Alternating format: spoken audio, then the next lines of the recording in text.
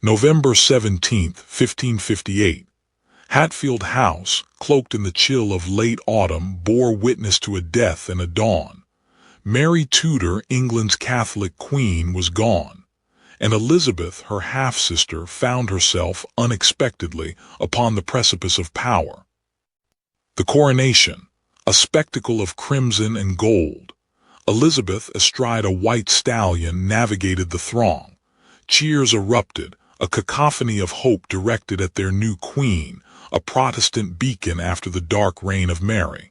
Yet beneath the jubilation, a tremor of unease pulsed through the realm. England stood vulnerable, fractured by religious division and shadowed by powerful European rivals. Within the walls of Whitehall Palace, the weight of responsibility settled heavily upon Elizabeth's shoulders. William Cecil, her trusted adviser, laid bare the perilous state of the nation. The treasury was depleted, religious factions seethed, and the watchful eyes of France and Spain were ever upon them. Cecil's words were stark. "Your Majesty, England needs stability, and stability demands an heir." The unspoken corollary hung in the air. An heir requires a husband. Elizabeth, barely settled upon her throne, faced the immediate and relentless pressure to marry. Suitors emerged from every corner of Europe. Princes, dukes, kings, each eager to secure an alliance with England through marriage to its new queen. Philip II of Spain, Mary Tudor's widower, was among the first, his proposal a chilling reminder of the religious persecution England had only just escaped. Amidst the foreign dignitaries and ambitious nobles, one figure stood out: Robert Dudley, Earl of Leicester. His presence, easy and familiar, offered a stark contrast to the stiff formality of the court. Their shared history, a bond forged in childhood adversity, was undeniable, and their connection sparked scandalous whispers throughout the palace. Elizabeth understood that marriage was more than a personal affair. It was a political weapon. Each potential union offered a strategic alliance, a shield against England's enemies. But aligning too closely with one power risked alienating others, plunging the kingdom into conflict. Cecil argued for a swift decision. A marriage to a foreign prince, he insisted, would bring much-needed resources and military strength. But Elizabeth resisted. She had witnessed the dangers of foreign influence during Mary's reign, and she was determined to rule England on her own terms.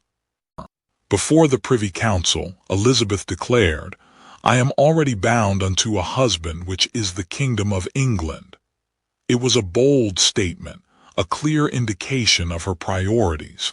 She would not be swayed by pressure or political expediency. The whispers surrounding Elizabeth and Dudley intensified. Their bond was undeniable, a source of both comfort and controversy. Marriage to Dudley, though favored by some, would incite the fury of powerful factions within the court and risk destabilizing the kingdom. Elizabeth knew that every decision, every action was scrutinized.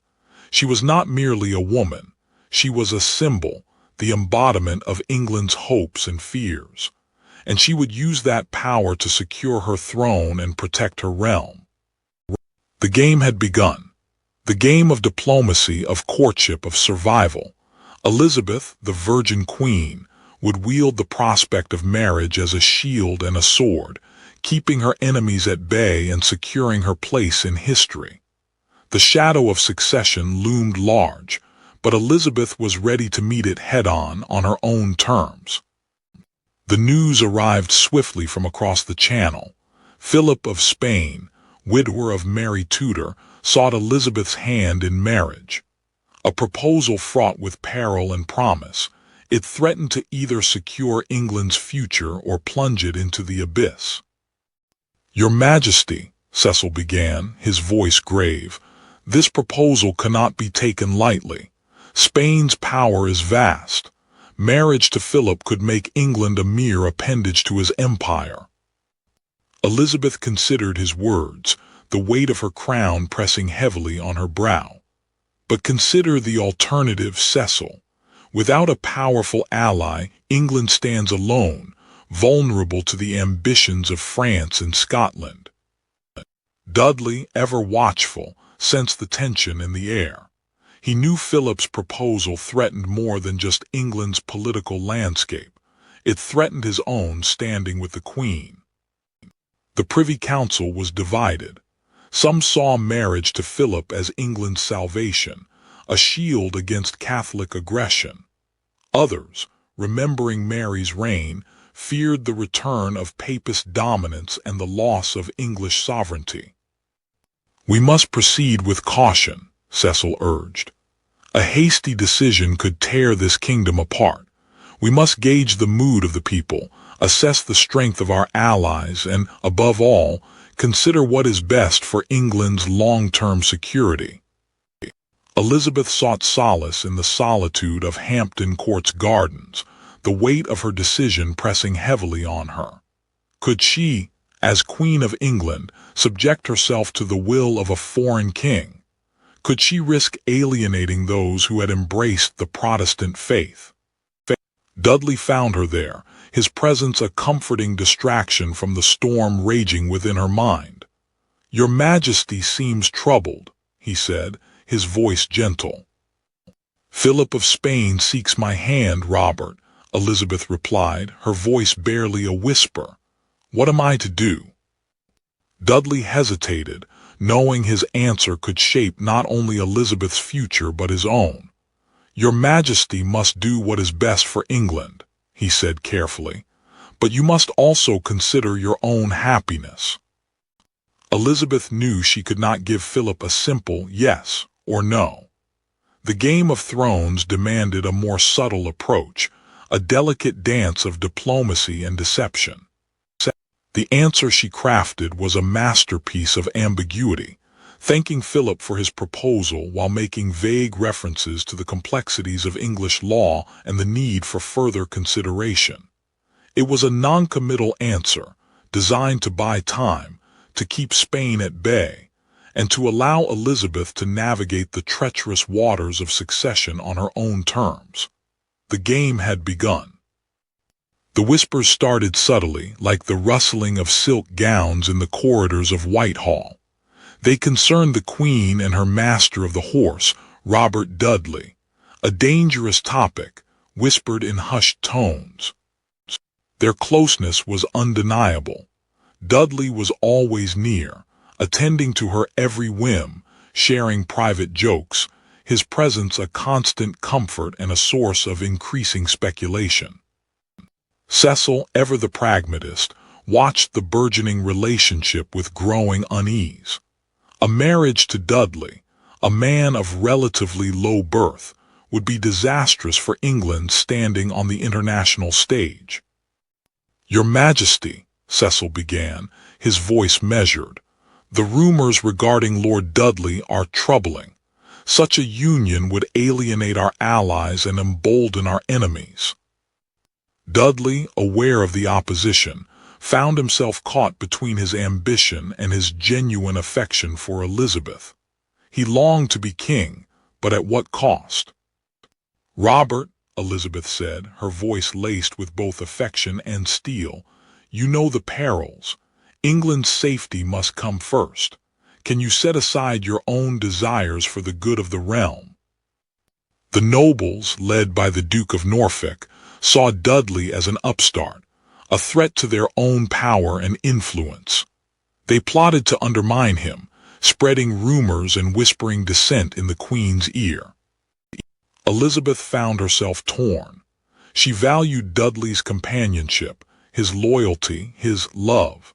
But she was Queen, and her duty lay with England.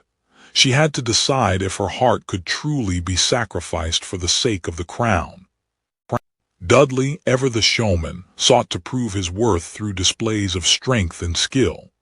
He excelled in the joust, a symbol of his power and ambition, hoping to impress the Queen and silence his critics.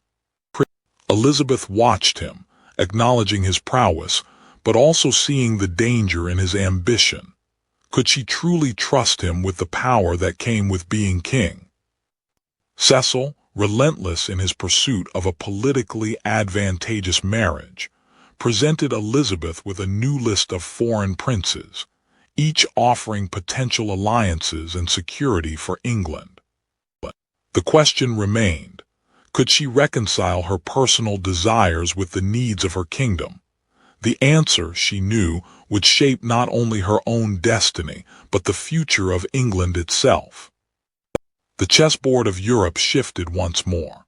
With Philip of Spain's proposal delicately rebuffed, new suitors emerged, each carrying the weight of their nation's ambition. From France came whispers of interest from the Duke of Anjou, younger brother of King Charles IX. Cecil, ever cautious, presented the proposal with a warning.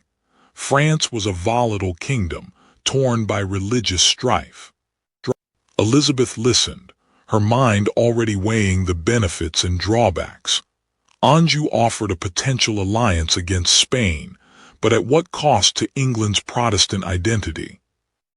Dudley watched from the sidelines, his expression unreadable. He knew the game of power all too well, and the stakes were higher than ever. Meanwhile, Cecil was exploring another avenue. Austria, too, presented a suitor, Archduke Charles. This alliance could open vital trade routes and counterbalance French influence. Elizabeth studied the Archduke's portrait, searching for any hint of his character. Marriage was not merely a union of two people, but of two kingdoms. What terms do they offer, Cecil? What price do they demand for this union? Elizabeth inquired, her voice sharp but controlled. Cecil unfurled a scroll, detailing Austria's offer of favorable trade agreements, access to new markets, reduced tariffs. It was a tempting prospect, but Elizabeth remained wary. Gifts arrived, tokens of goodwill and subtle pressure. Pearls from Austria, silks from France, each a thread in the intricate web of diplomacy. Dudley, ever present, offered a different kind of counsel, a reminder of the affections of her own people, the strength of her own resolve. He understood the weight she carried, the loneliness of her position. Elizabeth penned a carefully worded letter to the French court, neither accepting nor rejecting the Duke of Anjou's suit. She would play the game, draw out the negotiations, and extract every possible advantage for England. The game continued. England, through its queen, danced on the edge of alliances, using the promise of marriage as both shield and sword. The web of succession was intricately woven, and Elizabeth, the spider at its center, held every thread. The weight of the crown pressed heavily upon Elizabeth. Each day brought fresh whispers of conspiracy, plots hatched in darkened corners and fueled by religious fervor. The threat was constant, a shadow lurking just beyond the candlelight. Cecil, ever the vigilant guardian, delivered the latest intelligence. A network of Catholic sympathizers, emboldened by foreign gold and the hope of restoring the old faith, were actively plotting against her. The letter revealed a plot to assassinate Elizabeth and place Mary, Queen of Scots, upon the English throne. Names were named, locations revealed, a web of treachery laid bare. Dudley, ever loyal, took it upon himself to reinforce the Queen's security. The palace guard was doubled, and trusted men were dispatched to track down the conspirators. In the shadowy depths of a London tavern, the conspirators met, unaware that the Queen's agents were closing in. Their bravado masked a growing fear. Elizabeth, presented with the evidence, weighed her options. Mercy was a virtue, but the safety of her realm demanded swift and decisive action. Cecil, with his legal expertise, advised the Queen on the proper course of action. The laws of England were clear. Treason demanded the ultimate price. The conspirators were apprehended, their dreams of rebellion crushed. They were paraded through the streets of London, a spectacle designed to deter future acts of treason. With a heavy heart, Elizabeth signed the death warrants. The fate of the conspirators was sealed. Dudley, sensing the Queen's distress, offered comfort and support. His presence was a balm to her troubled soul. The executions were carried out, a grim reminder of the price of treason. The heads of the conspirators were placed on spikes above London Bridge, a warning to all who dared to plot against the Queen. Elizabeth looked out over her city, a city she had sworn to protect. The plots had been foiled, but the threat remained. The shadow of succession still loomed large, a constant reminder of her precarious position and the dangers that lay ahead. The northern winds carried more than just a chill. They brought whispers of rebellion and the ever-present shadow of Mary, Queen of Scots. Her claim to the English throne, though distant, fueled the discontent of many, particularly among the Catholic lords. Cecil, ever vigilant, presented the Queen with dispatches from the Scottish border. Mary's influence was growing, and her French connections posed a direct threat to England's security. "Intervention, Your Majesty," Cecil urged, his voice low but firm. "Scotland is a powder keg and Mary holds the match. We must support the Protestant lords against her French allies." Dudley, ever protective, added his voice to Cecil's plea. "Delaying action will only embolden our enemies, Elizabeth. A swift response is paramount." Elizabeth wrestled with the decision. To intervene in Scotland meant war with France, a conflict England could ill afford. Yet, inaction risked the rise of a Catholic queen on her northern border, a constant threat to her reign. Reluctantly, Elizabeth authorized the dispatch of troops to aid the Protestant lords. The drums of war echoed across the border, signaling a new chapter in the long and troubled relationship between England and Scotland. The English forces achieved initial victories, but the French remained a formidable presence. The conflict dragged on, draining England's resources and straining Elizabeth's patience. Cecil negotiated tirelessly, seeking a diplomatic solution to the Scottish crisis. The Treaty of Edinburgh, signed in 1560, forced the withdrawal of French troops and seemed to secure a Protestant Scotland. But Mary, Queen of Scots, refused to ratify the treaty, clinging to her claim to the English throne. She remained a potent symbol of Catholic resistance and a constant thorn in Elizabeth's side. Elizabeth found herself in a moral quandary. Mary was a queen, anointed by God, yet her presence threatened the peace and stability of England. What was the right course of action? Could she, in good conscience, move against a fellow sovereign? Dudley, sensing her inner turmoil, offered his unwavering support. "You must do what is best for England, Elizabeth," he said softly. "Your duty to your people must come first." The Scottish question remained unresolved, a dark cloud hanging over Elizabeth's reign. She knew that the fate of England, and perhaps her own life, depended on the choices she would make in the years to come. The shadow of succession loomed large, and the labyrinthine paths of power beckoned. The Babington plot, a conspiracy to assassinate Elizabeth and place Mary, Queen of Scots, on the throne, had been meticulously uncovered. The evidence was irrefutable. Mary's involvement was undeniable, sealed with her own coded messages. For years, Elizabeth had resisted the calls for Mary's execution, clinging to the hope of a peaceful resolution. But now, the safety of her realm demanded a decision. William Cecil, her most trusted adviser, stood firm. "Your Majesty," he urged, his voice low but resolute, "the threat she poses cannot be ignored. Every day she lives is another day this kingdom is at risk. Justice must be served. Sleep offered no solace. The faces of her people, the weight of her crown, the specter of war, all haunted her dreams.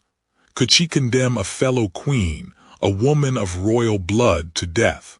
Would such an act unleash the fury of Catholic Europe upon her shores? Robert Dudley, ever her confidant, offered what comfort he could. "Your Majesty," he said softly, "your first duty is to England. This is not a matter of personal choice, but of national survival." His words resonated with the harsh reality she faced. With a heavy heart, Elizabeth made her decision. The warrant was drawn, each stroke of the quill a testament to the price of power. She signed it, her hand trembling slightly, knowing that this act would forever stain her reign. On February 8, 1587, Mary, Queen of Scots, met her fate at Fotheringhay Castle.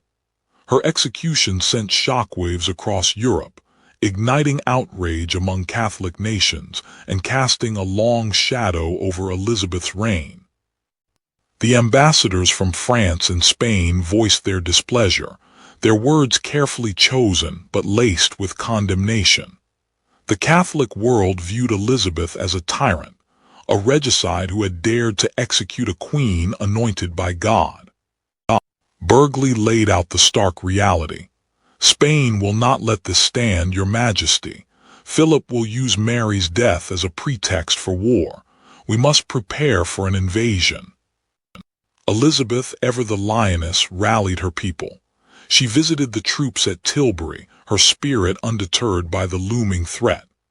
"I know I have the body but of a weak and feeble woman," she declared, "but I have the heart and stomach of a king, and of a king of England too."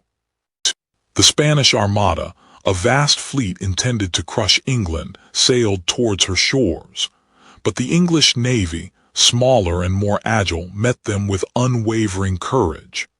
The battle raged for days, the fate of England hanging in the balance. Elizabeth sought solace in prayer, entrusting her kingdom to God's protection. The fate of England, the price of her power, rested on the outcome of this great struggle. The Armada was defeated, scattered by storms and outmaneuvered by the English fleet. England was safe, but the cost had been immense. Elizabeth had made the most difficult of choices, bearing the weight of her crown and the burden of her decisions. She had secured her throne, but at what price? The year is 1588. News arrives daily of the assembling of the Spanish Armada, a fleet of unprecedented size and power, poised to invade England. Philip of Spain, fueled by religious fervor and personal grievance, seeks to dethrone Elizabeth and restore Catholicism to the realm.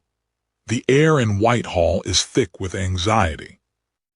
William Cecil, ever the pragmatist, presents the grim realities. The Spanish fleet dwarfs the English navy. The country is divided, with pockets of Catholic sympathizers ready to rise up in support of the invasion. Resources are stretched thin. Dudley, appointed commander of the English land forces, strides in, offering a plan of defense. He proposes fortifying the coastal defenses, rallying the militia, and preparing for a land battle should the Armada succeed in landing troops. Elizabeth, however, refuses to succumb to despair. She rallies her council, reminding them of the strength and resilience of the English people. She declares her unwavering resolve to defend her realm, even if it means facing death on the battlefield. The first clash comes in the English Channel.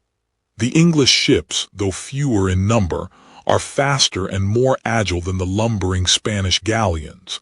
They harass the Armada, disrupting its formation and preventing it from landing troops on English soil. Back in London, Cecil pores over reports from the coast, tracking the progress of the battle. The news is cautiously optimistic, but the threat remains real. Elizabeth, determined to inspire her troops, rides to Tilbury, where the English army awaits the expected invasion. She addresses her soldiers, declaring that she has the heart of a king and will fight alongside them to defend their nation. Her speech is met with thunderous applause. The troops, inspired by their queen's courage, are ready to fight to the death. But the invasion never comes. Battered by storms and harassed by the English fleet, the Armada is forced to retreat around the coast of Scotland and Ireland.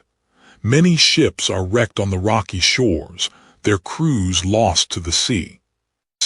News of the Armada's defeat reaches London, and the city erupts in celebration. Dudley returns a hero, greeted by cheering crowds and showered with accolades. Elizabeth, however, remains grounded, giving thanks to God for England's deliverance.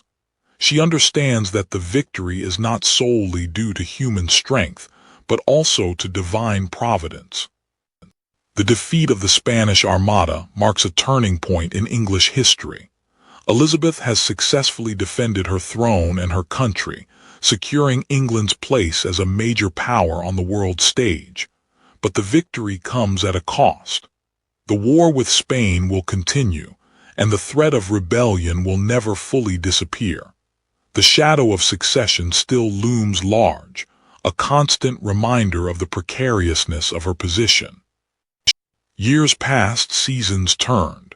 The Armada defeated, England stood defiant. Yet time, that subtle enemy, left its mark. Elizabeth, no longer a young queen, felt the chill of mortality. The question of succession, once a distant murmur, now roared in the corridors of power. Burghley, ever the pragmatist, pressed the matter. "Your Majesty," he began, his voice low and earnest, "the realm requires assurance.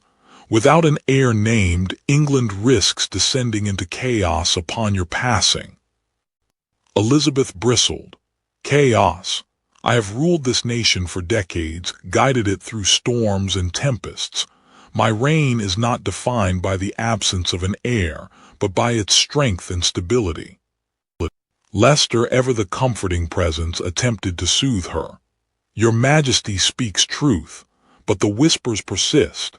Many eyes turn to potential successors, James of Scotland, Arbella Stuart, each with their own claim and faction." The mere mention of names sparked renewed tension. Each potential heir represented a different faction, a different policy, a different England. To name one would be to alienate others, to invite intrigue and possibly even rebellion. Elizabeth remained resolute. "I will not be rushed," she declared. "The decision of succession is mine alone, to be made in my own time for the good of England." But fate, as it often does, intervened. Robert Dudley, Earl of Leicester, fell ill. A sudden, sharp pain gripped his chest, silencing his laughter and dimming his bright eyes. News of his illness reached Elizabeth swiftly. She traveled to his side, her heart heavy with dread. She arrived at Kenilworth Castle only to find him fading, his vibrant spirit flickering like a dying ember. With his last breath, Leicester whispered words of loyalty and love, a lifetime of shared secrets and unspoken desires compressed into a final moment. "Farewell, my queen," he murmured, his eyes fixed on hers. "England, beware." The queen, her heart shattered, wept openly. The loss of Leicester was more than the loss of a friend, a confidant, a lover. It was the loss of a part of herself, a piece of her past that could never be recovered. Burghley, ever watchful, observed the queen's grief with a heavy heart. He knew that Leicester's death would only intensify the pressure to secure the succession. England could not afford a grieving queen lost in the past. As the fire crackled in the hearth, Elizabeth steeled herself. The weight of the crown felt heavier than ever. The Game of Thrones continued, and she, the Virgin Queen, must play on for England's sake. The years marched on, and Elizabeth, though bearing the weight of the crown, remained steadfast in her commitment to England. Her unmarried state had become her strength, a shield against foreign entanglements. Lord Burghley, her ever-faithful adviser, meticulously managed the realm's affairs, ensuring stability in a world rife with political intrigue. He understood the precarious balance Elizabeth maintained and supported her decisions, however difficult they may have seemed. Yet, moments of solitude offered Elizabeth a chance to reflect on the personal sacrifices she had made. The crown demanded much, and the path of a queen was often a lonely one. The whispers regarding Robert Dudley never truly faded, yet their bond remained, a complex tapestry woven with affection, loyalty, and unfulfilled potential. Their connection was a constant reminder of the personal desires she had suppressed for the sake of the realm. Foreign dignitaries continued to seek alliances through marriage, but Elizabeth skillfully deflected their advances, always prioritizing England's interests above all else. Burghley, ever vigilant, advised the Queen on matters of succession, aware that the stability of the realm depended on a clear line of inheritance. Elizabeth listened, but her own counsel remained supreme. She was Mother England now, her people her children. The idea of marriage became less and less pertinent as the country unified around their queen. Robert Dudley remained a constant figure, his affection for the Queen unwavering until his death. His passing marked a deep personal loss for Elizabeth, a poignant reminder of the choices she had made. As the years advanced, Elizabeth's health began to wane. The weight of the crown, the burden of decisions, had taken its toll. She knew her reign was nearing its end. Lord Burghley, though aged himself, remained at her side, a steadfast presence until his own passing. His wisdom and loyalty had been instrumental in guiding England through turbulent times. On March 24, 1603, Elizabeth Tudor, Queen of England, breathed her last. Her reign, though marked by challenges and sacrifices, had ushered in an era of prosperity and cultural flourishing. James I, son of Mary, Queen of Scots, peacefully ascended the throne, ensuring a smooth transition of power. Elizabeth's legacy as the Virgin Queen endured, a testament to her unwavering dedication to England and her mastery of political strategy. Her choice to remain unmarried had shaped the destiny of a nation, securing her place as one of history's most remarkable monarchs.